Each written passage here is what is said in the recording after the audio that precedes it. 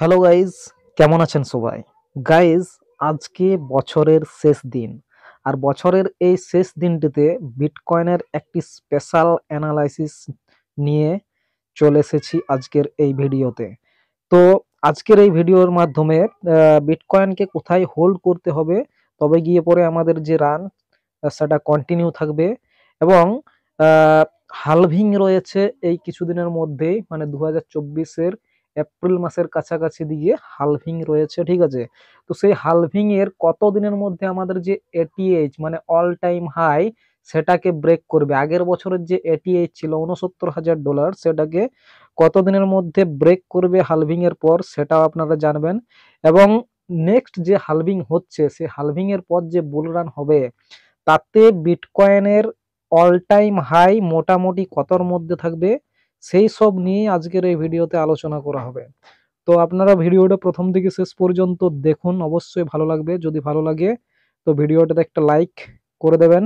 তার সাথে সাথে চ্যানেলে নতুন হয়ে থাকলে চ্যানেলটিকে সাবস্ক্রাইব করে বেল আইকনটাকে প্রেস করে রাখবেন, এবং টেলিগ্রাম চ্যানেলেও জয়েন হয়ে যাবেন, কারণ টেলিগ্রাম চ্যানেলে ক্রিপ্টোকারেন্সি সম্পর্কিত নিউজ আপডেট এবং স্পট ও ফিউচার ট্রেডিং এর কল ফ্রিতে দেওয়া হয়। তো চলুন ভিডিওটা শুরু করি। তো এখানে গাইস দেখতে পাচ্ছে যে বিটকয়েন আমাদের $44,000 কাছাকাছি যাওয়ার পর আবার নিচে আসতে থাকছিল, ঠিক আছে। নিচে আস্তে আস্তে কিন্তু আবার বিটকয়েনের যে ট্র্যাক সেটা কিন্তু চেঞ্জ হয়ে যায়, এবং এখন আবারও $42,000 উপরে কিন্তু ট্রেড করছে, ঠিক আছে। তো এখানে বিটকয়েনের এই যে রান সেটাকে যদি কন্টিনিউ রাখতে হয় তাহলে কিন্তু বিটকয়েনকে মোটামুটি আমাদের এই যে 50 ডেজ মুভিং এভারেজ দেখতে পাচ্ছেন ডেইলি চার্টে, সেটাতে যদিও আসে সেটাতে টাচ করে আবার কিন্তু তার উপরে থাকতে হবে, তবে গিয়ে পরে আমাদের এই যে রান সেটা কিন্তু কন্টিনিউ থাকবে, মানে আপ ট্রেন্ড যেটা সেটা কিন্তু কন্টিনিউ থাকবে। এবং তার সাথে সাথে বলে রাখি, এখানে যদি এটাকে ব্রেকও করে যায়, মানে 44,370 যেটা দেখতে পাচ্ছেন এটাকে যদি ব্রেকও করে যায়, এবং তারপরে যদি বিটকয়েন $37,500 থেকে 36,000 এই জায়গাটার মধ্যে ঘোরাঘুরি করে, তবুও কিন্তু আমাদের যে উপরের ট্রেন্ড মানে আপ ট্রেন্ড সেটা কিন্তু কন্টিনিউ থাকবে, ঠিক আছে। কিন্তু যদি আমাদের এই $37,000টাকে ব্রেক করে যায় তাহলে কিন্তু আমরা শর্ট টাইমের জন্য কিছুটা নিচে চলে আসতে পারি, ঠিক আছে। শর্ট টাইমের জন্য কিছুটা নিচে চলে আসতে পারি, 31,000 পর্যন্ত কিন্তু চলে আসতে পারি, ঠিক আছে।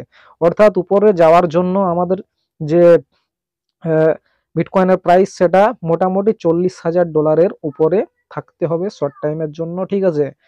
তাহলে কিন্তু উপরে যাবে, এবং উপরে যাওয়ার সময় আমাদের যে ফার্স্ট মানে যেখানে পৌঁছাতে পারে সেটা হচ্ছে $46,000, ঠিক আছে। এবং $46,000 থেকে তারপর 48, তারপর 50, তারপর $55,000 পর্যন্ত কিন্তু আমাদের যে রেজিস্ট্যান্স গুলো রয়েছে, ঠিক আছে। তো এখানে বলে দিলাম যে যদি মোটামুটি $37,000 উপরে ট্রেড করে বিটকয়েন, হয়তো বা $37,000কে চলে এলো কোন রকম নিউজের জন্য, তো এখানে যদি হোল্ড করে তাহলে কিন্তু এখান থেকে পরের যে আপ ট্রেন্ড সেটা কিন্তু শুরু হবে, এবং ভালো রকমের আপ ট্রেন্ড শুরু হবে, ঠিক আছে। কিন্তু যদি এটা ব্রেক করে যায় তাহলে বলে দিলাম শর্ট টার্মের জন্য কিন্তু আমরা নিচে চলে আসতে পারি, ঠিক আছে। তো চলুন এবারে আমরা দেখে নেব বিটকয়েনের হিস্ট্রি। এখানে দেখুন কতগুলো বার টেনে নিয়েছি, ঠিক আছে। আহ তো এই যে লাল যেটা দেখতে পাচ্ছেন লাল বার, সেগুলো হচ্ছে হালভিং এর ডেট, ঠিক আছে। এরকম ভাবে আমি করে নিয়েছি। এটা করতে অবশ্যই টাইম লেগেছে, তো ভিডিওটাতে একটা লাইক করে দেবেন, কারণ এগুলো করতে কিন্তু পরিশ্রম লাগে, ঠিক আছে। এবং যদি এগুলো দেখে আপনারা ইনফ্লুয়েন্স হন, তো ভিডিওতে যদি লাইক করেন তাহলে আমারও কিন্তু মোটিভেশন বাড়বে, ঠিক আছে, এবং আমিও কিন্তু আরো ভালো ভালো কন্টেন্ট দেওয়ার চেষ্টা করব। তো এখানের মধ্যে আপনারা যে লাল বার গুলো দেখতে পাচ্ছেন সেগুলো হচ্ছে বিটকয়েনের হালভিং ডেট, ঠিক আছে, কত তারিখে হয়েছিল। এবং তারপরে যে সবুজ যে বারগুলো দেখতে পাচ্ছেন এটা হচ্ছে অল টাইম হাই, মানে হালভিং হওয়ার পর যে অল টাইম হাই সেটা এখানে দেখতে পাবেন। এবং এই যে ব্লু রঙের যে বারগুলো দেখতে পাচ্ছেন সেগুলো হচ্ছে অল টাইম হাই ব্রেক, মানে প্রিভিয়াস যে অল টাইম হাই ছিল হালভিং এর পর সেই অল টাইম হাই ব্রেক করেছে, সেটা এখানে বোঝানো হয়েছে এই ব্লু লাইনটার দ্বারা, ঠিক আছে। তো এখানে দেখুন আমরা এইখান থেকে শুরু করেছে আমাদের যে 2012 যে হালভিং হয়েছিল, 2012 হালভিং থেকে 2012 হালভিং থেকে মানে অল টাইম হাই লাগিয়েছিল বিটকয়েন, সেটা লাগিয়েছিল 2013 সালে, ঠিক আছে। 2013 সালে অল টাইম হাই লাগিয়েছিল, এবং এই যে আমাদের হালভিং থেকে অল টাইম হাই, এই টোটাল যে গ্যাপটা রয়েছে টাইমে, সেটা মোটামুটি 370টা বার, মানে 370 দিনের মতো টাইম লেগেছিল। ঠিক আছে, 370 দিনের মতো টাইম লেগেছিল হালভিং থেকে, 2012 সালের হালভিং থেকে অল টাইম হাই পর্যন্ত। এবারে যদি আমরা যাই আরো পরের দিকে, তাহলে এখানে আমরা দেখতে পাবো, এখানে যদি আমরা দেখি,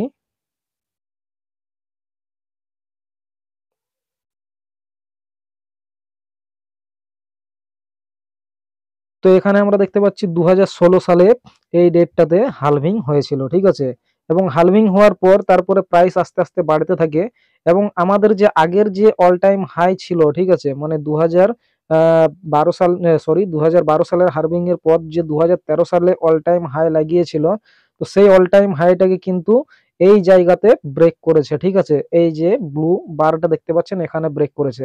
তো হালভিং থেকে সেই অল টাইম হাইটাকে ব্রেক করতে, আগের অল টাইম হাইটাকে ব্রেক করতে সময় লেগেছিল কত, 236 দিন। ঠিক আছে, 236 দিনের কাছাকাছি, অ্যাপ্রক্সিমেট একটা হিসাব নিয়ে পরে চলছি।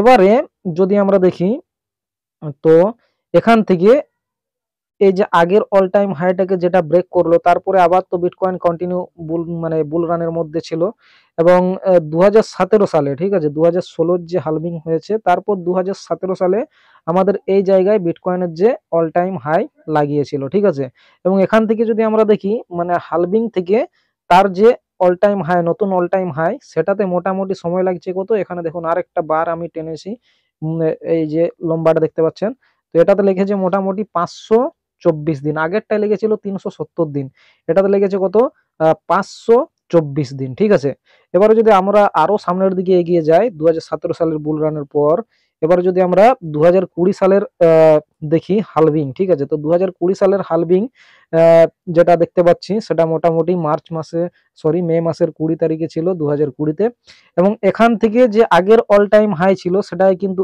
এই জায়গাতে ব্রেক করেছে। ঠিক আছে, এবং এখান থেকে এখানে আসতে দেখুন, এই যে আগের যে অল টাইম হাই ছিল, সেটাকে ব্রেক করতে হালভিং থেকে কতদিন সময় লেগেছে, 209 দিন। ঠিক আছে, 209 দিন সময় লেগেছে, এবং হালভিং এর থেকে নতুন যে অল টাইম হাই তৈরি হলো, সেটাতে সময় লেগেছে কত, 539 দিন। আগেরটাতে কত লেগেছিল দেখুন, এখানে 524 দিন, এটাতে কত লাগছে, 539 দিন, এবং আগের অল টাইম হাই ব্রেক করতে কত সময় লেগেছিল, 236 দিন। এখানে দেখতে পাচ্ছেন 236 দিন। এখানে যদি আমরা দেখি, তো এখানেও আমরা দেখব আগের অল টাইম হাই ব্রেক করতে সময় লেগেছিল কত, 209 দিন, মানে 200 দিনের উপরে। ঠিক আছে, এবারে যদি আমরা এখানে আসি, তাহলে এখানে দেখতে পাবো 2020 সালের বুল রানের পর, 2020 সালের হালভিং এর পর 2021 সালে বিটকয়েন আমাদের অল টাইম হাই লাগিয়েছিল $69,000। ঠিক আছে, এবং এটা করতে মোটামুটি 540 দিন সময় লেগেছে। তো এর থেকে আমরা একটা ধারণা পেয়ে গেলাম যে হালভিং এর পর আগের যে অল টাইম হাইটা থাকে, সেটা মোটামুটি 200 থেকে 240 দিনের মধ্যে ব্রেক করে যায়। ঠিক আছে, তো সেই হিসাবে যদি আমরা ধরি, তাহলে আমাদের যে এবারের যে হালভিং রয়েছে, সেটা মোটামুটি কোথায় রয়েছে, 2024 সালের এপ্রিল মাস দিকে। তো আমি এখানে একটা অ্যাপ্রক্সিমেট ডেট ধরেছি। ঠিক আছে, তো এখান থেকে যদি আমাদের হালভিং হয়, তো এখানের থেকে যদি হালভিং হয়, তাহলে আমাদের হালভিং থেকে আগের যে হাই, মানে এর আগে হাই কত ছিল, 2021 সালে $69,000। ঠিক আছে, তো সেই $69,000টাকে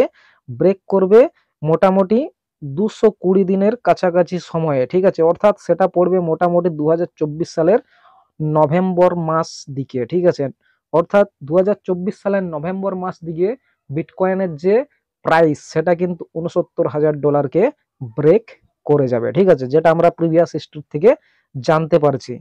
নেক্সট যদি আমরা দেখি যে আগের যে হিস্ট্রিগুলো ছিল, সেখানে হালভিং থেকে নতুন অল টাইম হাই লাগাতে কত সময় লাগছিল, মোটামুটি 500 দিনের উপরে। ঠিক আছে, তো সেই রকম ভাবে যদি আমরা ধরি, তাহলে এখানেও যদি ধরি, তাহলে সেটা কিন্তু আমাদের দাঁড়াবে মোটামুটি এপ্রিল মে মাস দিকে দাঁড়াবে। ঠিক আছে, অর্থাৎ 2025 সালের মে জুন মাস দিকে মোটামুটি বিটকয়েনের যে অল টাইম হাই, সেটা কিন্তু আমরা দেখতে পাবো। ঠিক আছে, তো সমস্ত কিছু জেনে গেলেন, যে এখানে আমরা আমাদের যে 2024 সালের হালভিং রয়েছে, সেই হালভিং থেকে আগের যে অল টাইম হাই, $৬৯,০০০ ছিল, সেটা মোটামুটি আমরা ব্রেক করতে দেখতে পাবো কখন, 2024 সালের নভেম্বর মাস থেকে, ঠিক আছে।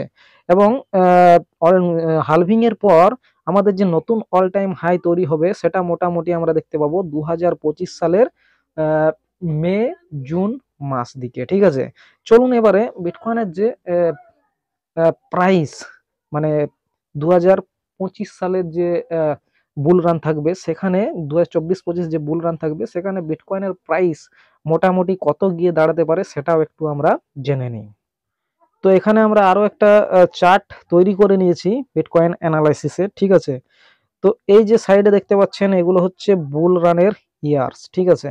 এবং এই যে দেখতে পাচ্ছেন এটা হচ্ছে অল টাইম হাই কত ছিল, আর এটা দেখতে পাচ্ছেন রিটার্ন কত ছিল, ঠিক আছে। তো আমরা যদি 2011 সালের অল টাইম হাই দেখি, তো 2011 সালের অল টাইম হাই ছিল কত, $30, ঠিক আছে।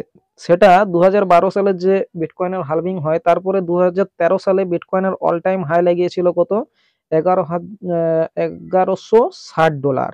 তো এই $30 থেকে $1160, অর্থাৎ আমাদের অ্যাপ্রক্সিমেট রিটার্ন ছিল 38 গুণ, ঠিক আছে।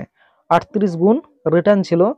নেক্সট আমাদের যে হালভিং হয় 2016 সালে, ঠিক আছে, তারপরে 2017 সালে বিটকয়েন অল টাইম হাই লাগায়। তো 2017 সালে অল টাইম হাই লাগানোর ফলে বিটকয়েনের যে প্রাইস সেটা মোটামুটি $19,500 কাছাকাছি পৌঁছে যায়, ঠিক আছে। অর্থাৎ এখানে যদি আমরা দেখতে চাই মানে আগের বারের যে অল টাইম হাই তার সাথে এই 2017 যে অল টাইম হাই, সেই দুটোর যে মোটামুটি রিটার্ন সেটা মোটামুটি 16 গুণের কাছাকাছি আমরা দেখতে পাচ্ছি, ঠিক আছে। 16 গুণের কাছাকাছি দেখতে পাচ্ছি। এবারে 2020 সালে যে বুল রান হয়, 2020 সালে বুল রানের পর আমাদের যে 2021 সালে বিটকয়েনের যে অল টাইম হাই ছিল সেটা ছিল $69,000, ঠিক আছে। অর্থাৎ 2017 সালের যে অল টাইম হাই আর 2021 সালের যে অল টাইম হাই, এই দুটো যদি তুলনা করি তাহলে সেটা ওই 2017 সালের থেকে 2021 সালের মধ্যে যে রিটার্ন হচ্ছে সেটা মোটামুটি 3.5 গুণের কাছাকাছি, ঠিক আছে। তো আমরা দেখতে পাচ্ছি যে রিটার্নটা আগের থেকে ক্রমশ কমে কমে আসছে, ঠিক আছে, আগের থেকে ক্রমশ কমে কমে আসছে। তো ঠিক একইভাবে আমাদের 2025 সালেও কিন্তু আমরা জেনে নিলাম যে বিটকয়েন অল টাইম হাই লাগাবে। তো সেই হিসাবে মানে আগের যে হিস্ট্রিগুলো আমরা দেখছি, সেই হিসাবে যদি আমরা দেখতে যাই তাহলে 2021 সালে আমাদের $69,000 ছিল, ঠিক আছে, $69,000 ছিল। এবং এখানে আমাদের রিটার্ন ছিল আগের বেলে 3.5 গুণ, ঠিক আছে। তো এবারে অ্যাপ্রক্সিমেট রিটার্ন আমরা ধরতে পারি 1.5 গুণ থেকে 2.2 গুণ, ঠিক আছে, 1.5 গুণ থেকে 2.2 গুণ। তো এই 69,000-এর 1.5 গুণ মানে হচ্ছে $1,03,000, ঠিক আছে, $1,03,000।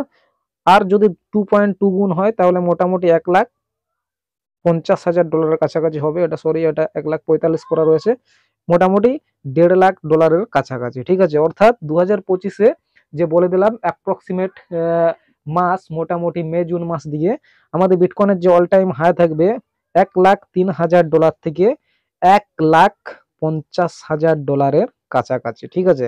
সমস্ত কিছু এগুলো যেগুলো দেখালাম মোটামুটি সব হিস্টোরিক্যাল ডাটা বেসিসে, ঠিক আছে।